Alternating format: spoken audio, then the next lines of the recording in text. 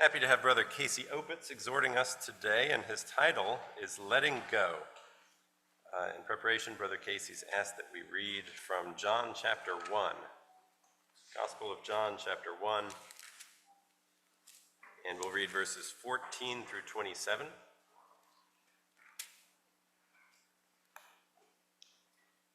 And the Word was made flesh and dwelt among us, and we beheld his glory, the glory as of the only begotten of the Father, full of grace and truth. John bare witness of him and cried, saying, This was he of whom I spake. He that comes after me is preferred before me, for he was before me.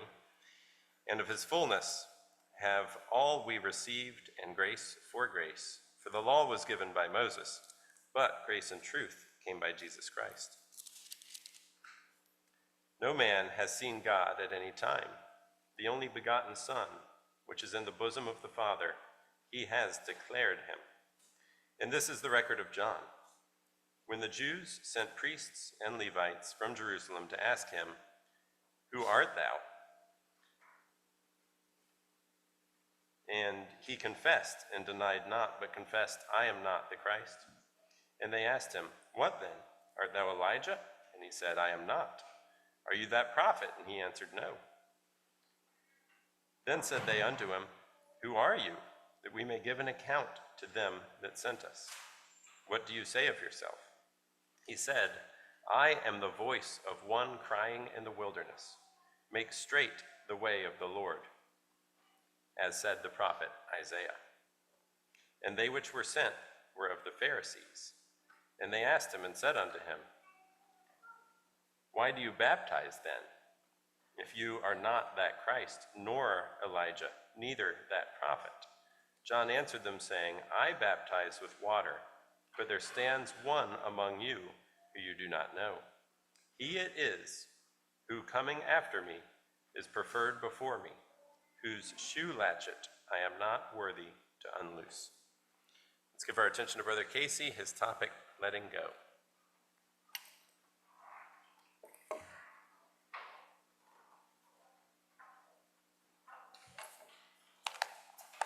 Morning. John spoke, and he bore witness, and he acknowledged that he was not the Christ. There are fortunately only a couple of people here this morning who were also at the Williamsburg conference last week, because they have the distinct pleasure of being able to hear this now for the second time. Tim, Ruth Ann, and well, Becky stuck with me. So, now, if you're not familiar with the way the conference works, what happens is those in charge put the program together. They craft a program of 9 or 10 talks around a theme. The theme this year was worthiness,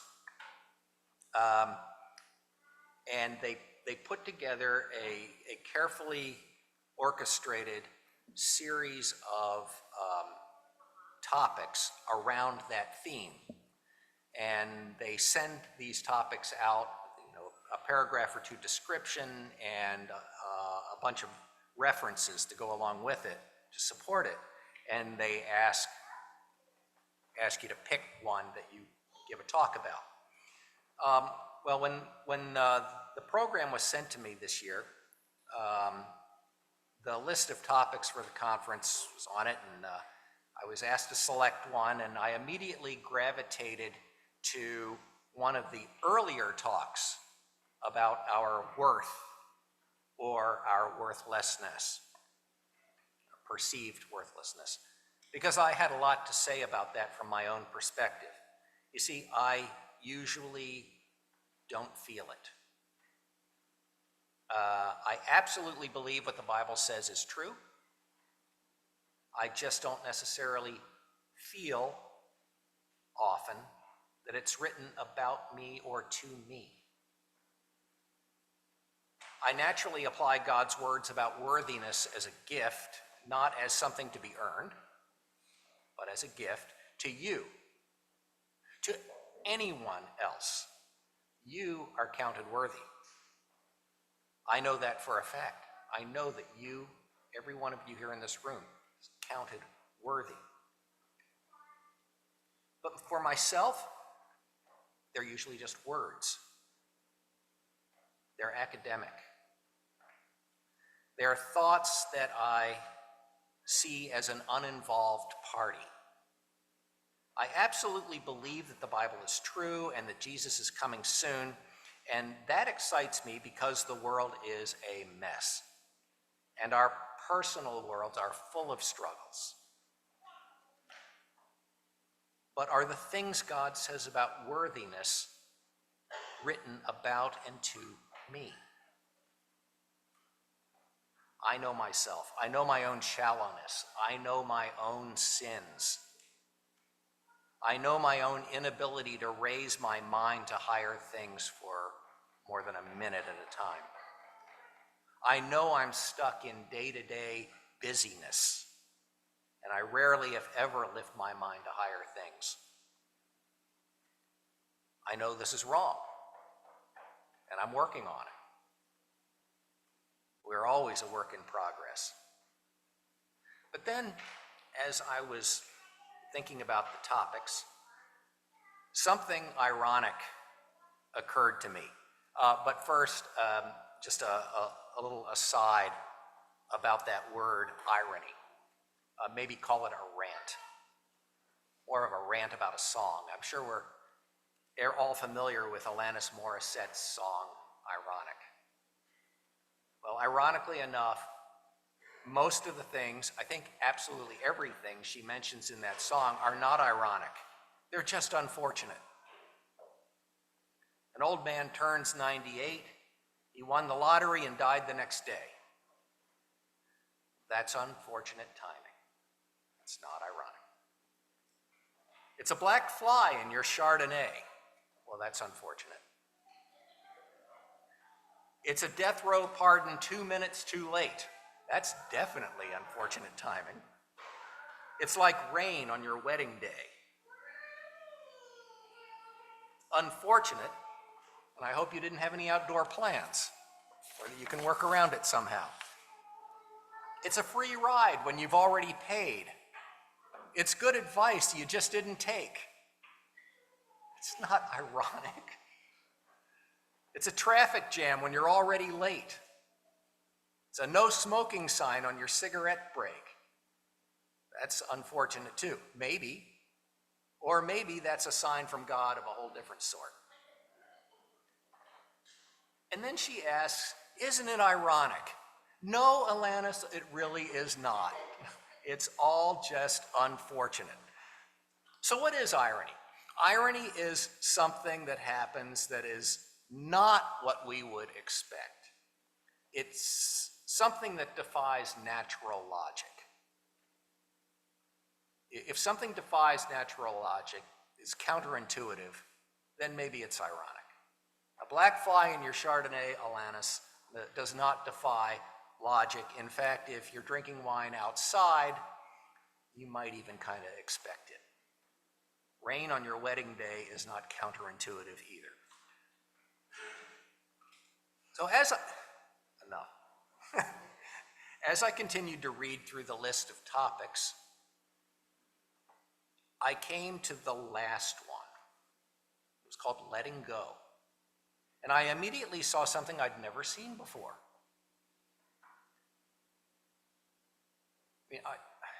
I was looking at this thinking, how does letting go, how is that even tied in with this whole theme of worthiness? And I actually didn't even get the complete answer in my own mind until halfway through being there, after my talk was well written and prepared and ready to go. But I came across something that I'd never seen before, and that is, although I struggle to accept God's gift of worthiness for myself, because I struggle to accept that I am redeemable and that I am worthy of being counted as worthy in God's eyes.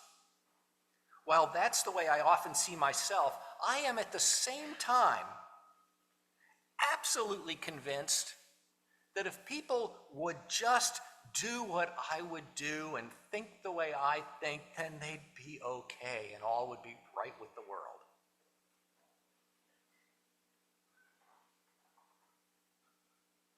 If people would share my logic, they'd make the right choices. You know, just be normal, right? And yet, if that were true, if people did what I would do and thought what I would think, especially that, and they would be just like me, and if they're just like me, then they wouldn't feel worthy either. They wouldn't have the joy that God cheerfully gives in the abundance that they might otherwise have. That, Alanis, is irony. That my brain could tell me both I am not worthy and God can't possibly see me as worthy, and also people should just do what I would do and think what I would think. That is counterintuitive. Now, I do love control. Just because I struggle to see my own worth doesn't mean that I don't want things to go the way I want them to go. I love to know how things are going to go. I want to control against any unpleasant surprises. And I'm a fixer.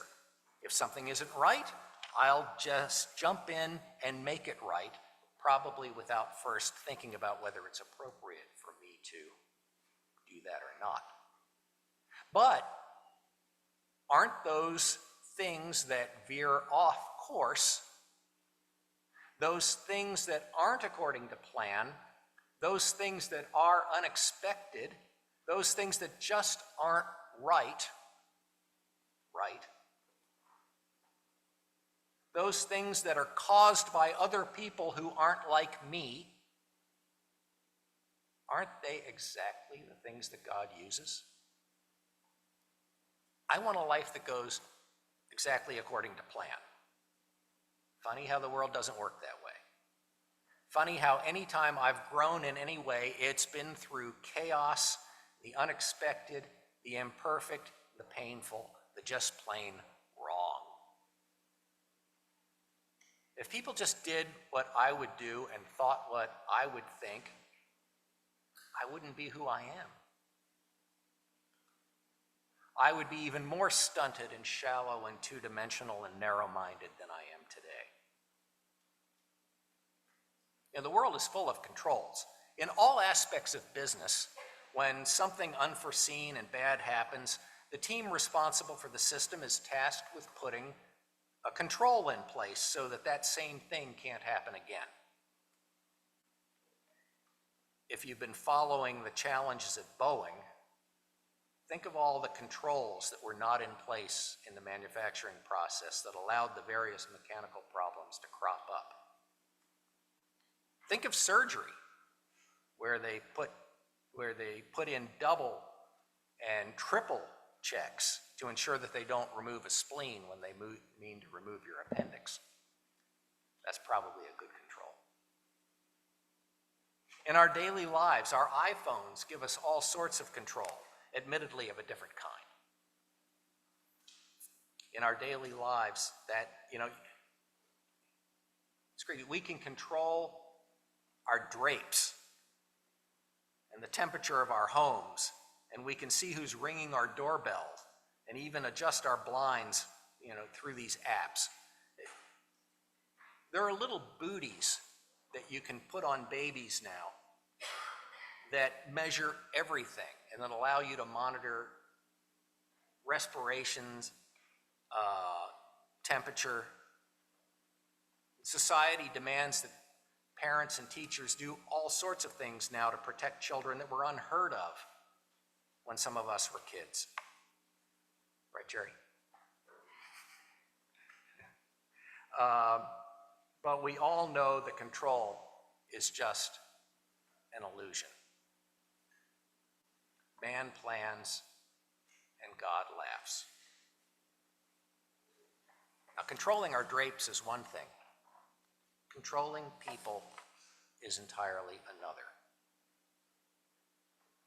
Should we let go? Should we let go? Just because something is written in this program that we get from the the Williamsburg Conference people in charge, just because it's written in that program doesn't make it right. I mean, if we stop trying to control the important people in our lives, are we abrogating responsibility? Are we abrogating our roles as servants? And to note, again, I'm only specifically talking today about letting go of our control of others. But you may be able to apply my thoughts to letting go in all kinds of different ways. You may apply it to a loved one you see struggling. You may apply my words to some external or internal thing that's affecting you. You may apply my words to brothers and sisters who, in your mind, are veering off course. So again, if we stop trying to control the important people in our lives, are we abrogating our role as servants to reprove, to admonish? Never been big fans of those words. They have such negative connotations to me, but I know they're not necessarily meant that way. After all, Jesus called out the religious leaders of his day in the most scathing possible way. He called them sinners and heretics. And he called down God's judgment on them. Didn't he? But was he controlling them when he did that? Because Jesus also gives us the example of the prodigal son's father who let go. Boy, did he let go. And Paul, who tells us it's our responsibility to judge, he also tells us to bear with and even become like the weak for the sake of harmony and for the sake of their souls. Now, we perceive all sorts of benefits to stepping in, don't we? If you're a fixer, it's likely that you step in and make things right on a regular basis. You do it for them, whatever it is. Why? Because you can't stand for it not to be done. Because if it isn't done, then X, Y, or Z will happen. And because you can stop those things from happening. And because by doing it, you're restoring at least some veneer of order to the world. And if you're all about control, you need to put controls in place to ward off X, Y, and or Z. But if you keep doing the fixing, where's the motivation for the person you're trying to help to fix things themselves? Where is their growth coming from? But what if there are legitimate needs? We can't step back and not help, not fix in those cases, right? Well, of course. So sometimes the lines get blurred, and I imagine that most of the time that we step in to try to take control, the issues might be relatively trivial, not life or death. But even then, we have to remind ourselves, I am not the Christ. Other times, maybe it's not so trivial. Even then, we have to remind ourselves, I am not the Christ. So how do we do it? As someone who's been struggling with this, let me offer some suggestions about what it might look like. I would suggest that letting go appropriately means supporting true needs. And it takes discernment and judgment to determine what true needs are. It means supporting true needs in any way possible while stepping back from what we might believe are poor decisions. We may express our opinion about that decision. Jesus certainly did that. The scribes and Pharisees, he expressed his opinion about the decision. But we don't step in uninvited to stop the poor decision or to eliminate the consequences. In Nehemiah, we're told about, and I struggle with this example, but it's one we might call out for ourselves, that we might hold up for ourselves. This example in Nehemiah where we're told about the surrounding people who wanted to stop the Jews from rebuilding Jerusalem. And the Jews were very afraid. We're told they prayed and they worked, but they also posted guards. And we're told in Nehemiah 4, starting at verse 16, this is Nehemiah speaking in the first person. From that day on, half of my men did the work, while the other half were equipped with spears, shields, bows, and armor. The officers posted themselves behind all the people of Judah who were building the wall. Those who carried materials did their work with one hand and held a weapon in the other. And each of the builders wore his sword at his side as he worked, but the man who sounded the trumpet stayed with me. And the description goes on about how they did this. So we read this and we say, well, this must be how it should be. We should trust and pray to God for help, but we should also do everything that we can to achieve the desired outcome. We must follow Nehemiah's example and also get everyone else on board to do the exact same thing. But we might also say they weren't working very efficiently to rebuild God's chosen city if half were guarding and everybody also had a sword in one hand and doing their work with the other. We might say that just because it's written that Nehemiah did this doesn't mean it's necessarily the best path. We might also say, what if they trusted God 100% and went about the work of rebuilding the temple with 100% of their resources? I don't know whether we can really know the right answer. But I'm also not sure that this is a completely valid analogy, since it's talking about bricks and mortar, not people's hearts and minds. It's talking about controlling events in order to build, not to sway someone to think the way Nehemiah thought or to do what he would do. Maybe you can think of better examples. Just food for thought. We need to be careful about it. And our hearts are deceptively wicked, so that we can fool ourselves. If we look for that balance of stepping in and doing versus stepping back and letting go, do we do it only to fit our own wishes at the time? Do we find scriptural support to step in when we just can't stand the idea of leaving things alone? Maybe by using accounts like this one in Nehemiah. And do we find scriptural support to step back and let go when we just can't stand the idea of being involved anymore, like the prodigal son's father? Do we use that to support that way of thinking? We want control, and we can't let go because we worry. Because something's going to go wrong that we could prevent. There are a lot of things that can be said about worry.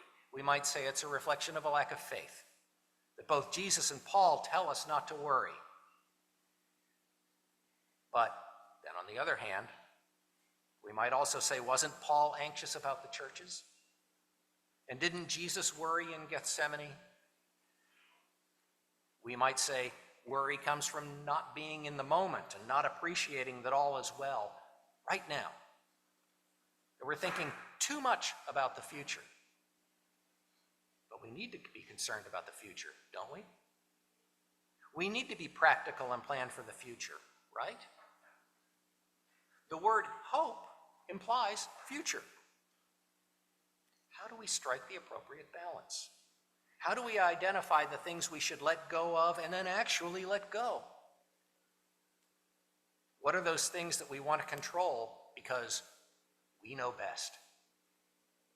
What are those things we would let go of if we examined our motives through the lens of complete humility? Can we examine ourselves to see when we should act and speak and grab the bull by the horns and when we should let go? let go of our need to be right and make things right in all humility because we are not the Christ. Jesus would make things right, but he never stepped in if it was self-serving.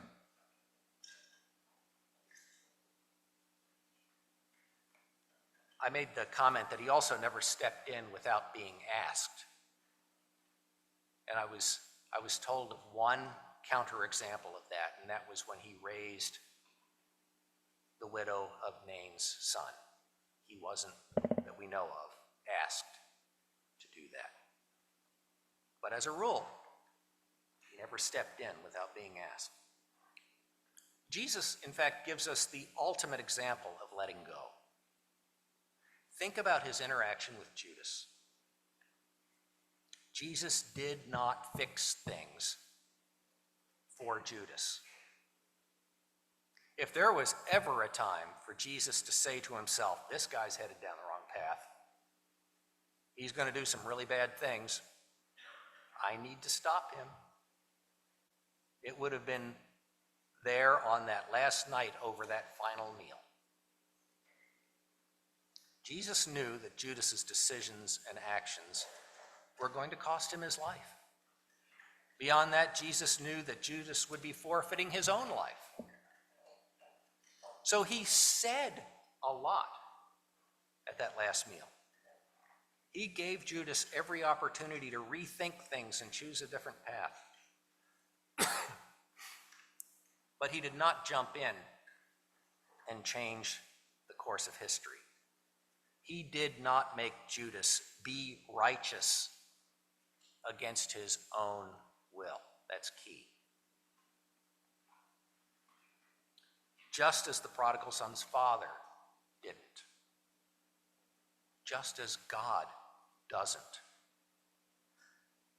God talks to us all the time, whether we listen or not. But he doesn't force us. He gives us free will. Is God making a mistake by giving us the ability to make our own choices? Did Jesus make a mistake by letting Judas go? Earlier I said that I didn't really know what the connection was between worthiness and letting go until halfway through the Williamsburg conference. But I had an epiphany one afternoon that free will is what allows us to be worthy. God loves us, and he runs to us if we choose to respond to him. And that's the connection between worthiness and letting go. You can't make someone else worthy, because it comes from up here. It comes from their response. It comes from your response, from my response. That's how God can see me as worthy, because I want to want what he wants. So he'll run to me with that, because of that. That's one way, at least, that letting go is tied to worthiness. And Jesus gives us other examples. It surely would have occurred to him that he had the power to get John released from prison. Declaring himself to be king and just taking over was a regular temptation. His final hours from Gethsemane onward was a mighty example of letting go and letting God, of giving men the free will to commit the greatest sin in history. The taunts to save himself while hanging on the cross must have been a mighty temptation. Jesus was deemed worthy not because he overpowered his enemies, but because he overcame his internal enemy, that innate human drive to serve ourselves, to be in control. And that's the other part of the answer to how letting go is tied to worthiness. When I'm thinking about a topic, I tend to see it everywhere. Recently, Becky and I were reading the account in 1 Samuel 8 where Israel asks Samuel for a king. He prays about it, and God says, listen to all that the people are saying to you. It's not you that they have rejected me as their king. As they have done from the day I brought them up out of Egypt until this day, forsaking me and serving other gods, so they are doing to you.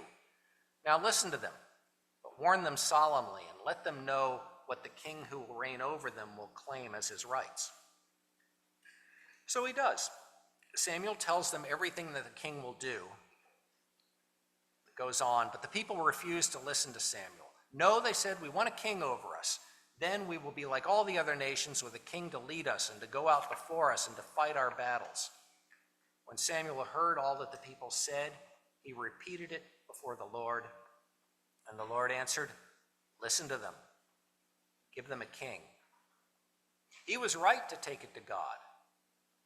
God said, they're rejecting you, not me. Let it go. So we can talk. We can demonstrate by the example of our own, maybe, more ordered lives. We can step back and not fix, gritting our teeth all the while. As much for our own good as for the good of others. But we can't and should never try to force our will. You can't force someone to be worthy. Anytime we say to ourselves that we just have to take matters into our own hands, we should examine our motives. Do we want to step in to serve ourselves in any way? Will someone else grow if we step in? What harm might we do? Have we been asked to step in? All right, so let's try to shift this now to a more positive way of thinking about it. The Bible uses a similar term to letting go when it talks about this sort of thing. In Ephesians 4, Paul says, you were taught with regard to your former way of life to put off your old self, which is being corrupted by its deceitful desires. Put off your old self. To let go sounds passive, easy. We all know just how hard letting go really is. But to put off sounds active. And why? Because we're being corrupted by our old way of life's deceitful desires. And what could be more deceitful than our insistence that we have or should have control? Relinquish. Let go of your need for power and control. Let go of any fears, judgments, resentments, condemnation, or bitterness that fuel your need for control. Then in Ephesians, Paul goes on with a positive message. We are to be made new in the attitude of your minds and to put on the new self, created to be like God in true righteousness and holiness. Put on the new self. Or if we're letting go of our old way of thinking, then we should say we need to hang on to the new way. The new way that recognizes that God is in control. God's will is to be done. And we do still need to hang on to something, don't we? Hang on to Jesus, like the Syrophoenician woman who would not leave him alone until he healed her daughter. Hang on to your angel, like Jacob, who wouldn't let go until he received a blessing. You know, it actually says the angel could not prevail.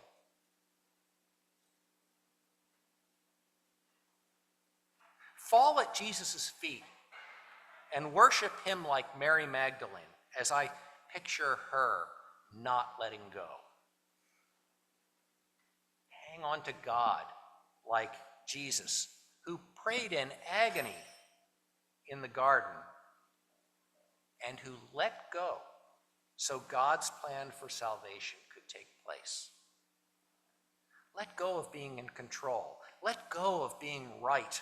Let go because you are not the Christ. Let go and let God's will be done. But hang on. With all your might and through it all, hang on to God. Cling to Jesus. Be at peace. We are not the judge. We are not the Christ. Not my will, Father, but thy will be done.